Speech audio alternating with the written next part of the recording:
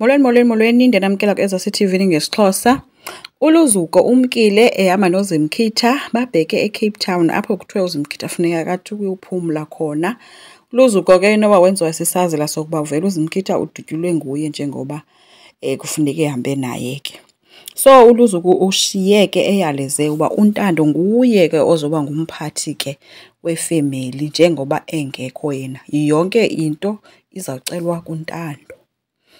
Ubuyile ke uNozuko noNomaflawa bakhona and uThulani noNontle nabo babuyile kwi-honeymoon yabo.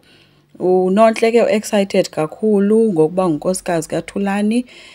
Ude wanento ethi ke xa uThulani ethi ulambile ucela ukutya sister wakhe wathi uNontle no, kaloku ngumyeni wam uThulani uzokwenzelwa ndim ukutya kwakhe. So kumnandi nje kuyabonakala uba bekumnandi kwakwi-honeymoon. Wanathi ukhona naye kodwa ke yena ibonakele nje kwi-meeting. So uNtando ke uye wathumela imessage kubo bonke ke abantu ecela ke i-family meeting. Apho ke kuloo meeting uthe uNozuko yena akazuya apho. uNtando utheni lozothi gqiseze ubabizela i-meeting. Kanti ke uAnathi uyile ke yena wakhona as unkosikazi kaLuzuko.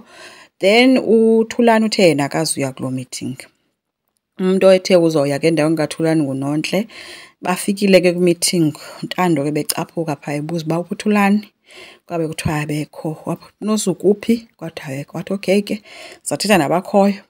Guys, ndidiniwe. Yintoni yenzayo kwimali katata? Umntu nomntu ubhizi utya imali nje akayazi noba imali ayityayo yeyokwenza ntoni. Uyitya imali nje angayazi noba isuka phi, ibisetyenzwe kanjani. Wabebuza ke bonke one by one ba uyayazi uba le mali ize kanjani nje manina niyitya ngathi nidla ntoni. Ompilo ke bebebhorekile bethi makakhawuleze bona amadoda abo abalindile bafuna uphuma kule nto yakhe because acinga uba uNtando uyazijokela. uNtando eserious ebakhoma ngeminwe ebaxelela uba nina into eniyenzayo apha nani bomama omncinci nitya imali katata aniyani noba le mali isuka phi, nidla imali qha. So ke njengoba kuphethe mna yonke loo nto leyo izophela. Yaphela ke meeting ke baxelele uNoqha wathi awugqiba wabheka eofisini. Xa efika kwioffice wafika kukhona uThulani. Wathi lapho xa engena wathi hey Thulani ufunani kule office? Uhlele endaweni yam ndim ohlala kweso situlo. Hayi uThulani okwempholele ke mbuza uba hayi Ntando yintoni ngomfundo wanimela kutheni ufuna uthini? Wabesithi omnye ndithi suka kweso situlo uhleli kuso uhlala mna apho ndim ngoku umuntu ophetheyo ozojongana neento zikatata. Wabesithi omnye akho ngxaki noba ithini into andizulwa nawe mna sho uThulani. Waphakama kuThulani wamsukela wabesemnika kamanye amaphepha ke ethi ngicela uzohambe uyowanikisa phaa ezantsi lamaphepha. Wathatha uNtando wabeka etafuleni ecaphe ethi wathi ogqiba wahlala phantsi wajonga i-laptop. Wabesithi andiyala into ubuyenza kwale laptop owenzani. So ude xa ebiza uThulani ke umbuza ngo-tools gate. noThulani besothukile uba buseningu-tools gate ngoku. So uNtando uphethe ke. KwaMsimelelo kusekubi ke guys. Unyana kaMsimelelo lo olahleka ofikileyo umlalise escrap yard ke uMsimelelo ngelithi ke umbalekisa kufuneka. Uxokile ke uMsimelelo ke kufuneka wathi lo mntana uyamnceda ufuna uyise akadanga wathethi inyani uba ngowakhe.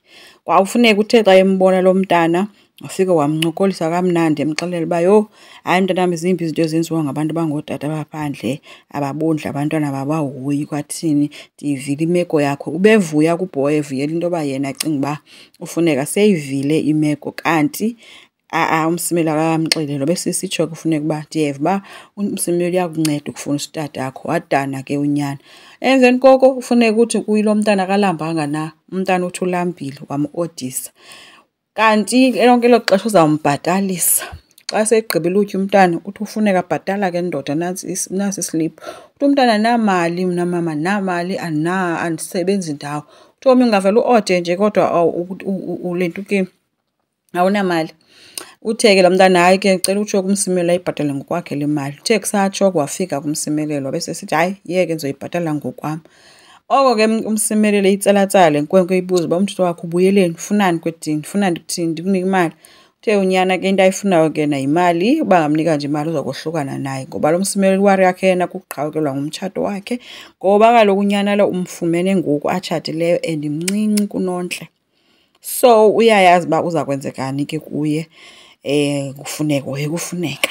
Asazi ke kaNtando izawuphela isithini na into ngoba umthembisile uThulani into yoba phaa kowabo eNew Brighton bazawufa indlala ngoba imali into azayenza uzayivala yena if abamhloniphi. UNozuko naye njengoba engakhange abekho kwi-meeting naye isithembiso siyehla phezu kwakhe into yoba imali uzayivalelwa nje bethanda izinto nje kodwa uNtando ubhokile. Asazi ke uBhejula uyawubuya eKapa sekunjani na efamilini. Sinikezwe i-chance yokuba ke abantwana bakhe babe bodwa bangabikho abazali.